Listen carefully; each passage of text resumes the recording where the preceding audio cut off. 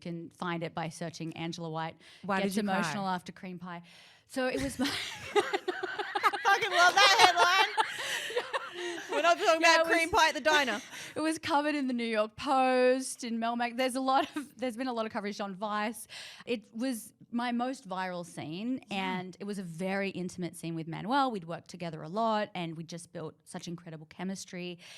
And the scene was just so beautiful. It felt so romantic and wonderful. And then afterwards, I was just overcome with these emotions that I just cried in his arms. It was like the aftercare of the scene, and it was recorded. So I just put it up there online. But did people have the wrong impression of what that was? Like, did it go viral? Okay, right. No, So there you wasn't any interpretation of that being like that you were sad. It was an interpretation of like, this was magical. Yeah, it was a magical, magical moment. In fact, that's one of the most magical sex experiences that I've ever had in my life, on or off camera. Just then the second is actually another crygasm that I had that was off camera. Wish it had been on camera. Crygasm. Crygasm is like I laugh gasm. I have an orgasm that I laugh afterwards. Do Yeah. you? Yeah. Way there to you kill go. the mood. He's like, what the fuck are you laughing I think at? crying also, I would debate that also is a bit of a mood killer if you're like there sobbing. Because it feels, it's a a thing. release. It's a real thing. It's a release. Yeah, it's like you've had like an orgasm. You've had that kind of orgasm can be like a full body release Totally. too. But then to cry as well afterwards, it's just like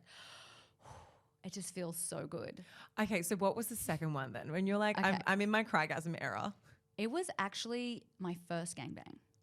When I did my first gangbang, that was the first time that I really, like, I was watching that back and I was like, oh my God, I'm a porn star. Like, it was like, Right, that was okay. the first moment that I was like, wow, I'm really doing it. I'm really. I'm living this life. Yeah. And in my first gangbang, I went hard. I did double penetration. I did triple penetration. I did everything. It was, double anal, double vag. It was Go wild. hard or go home. And I was like, wow, I'm killing it. I'm like, this is it. If anal Literally. isn't something that you're like really enjoying and love exploring anyway, I wouldn't bother. But if it's something that you really enjoy, then you can explore. What is the tips and advice for someone who wants to get into? Because we kind of scooted around. We did oral, Dirty talk. and now yeah. we're at anal. Okay. What are the tips? It's all about being relaxed. It really is. I'm very uptight. Yeah, okay. So very stressed. you're very anal. I'm really stressed. So glad I didn't want to say it.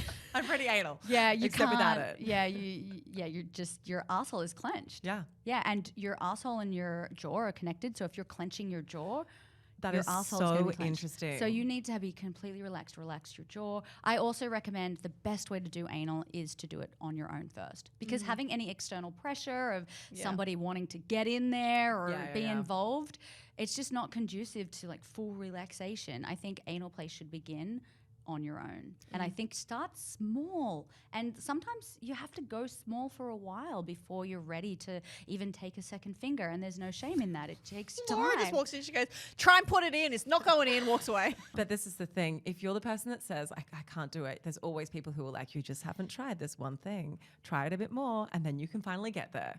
Yeah, I'm not necessarily into the whole idea of just keep trying. Like if it's not something, like not everybody has to be into anal sex. Totally. Look, if you're curious, on your own, slowly, you start by the out, don't even slip a finger in, just play with your spokes, just circle the outside, put pressure on it. And if you like that sensation, then you could explore lubing up a fingertip and just putting it in. But if you do all these things and you're just like, it doesn't feel good, why pursue it? It's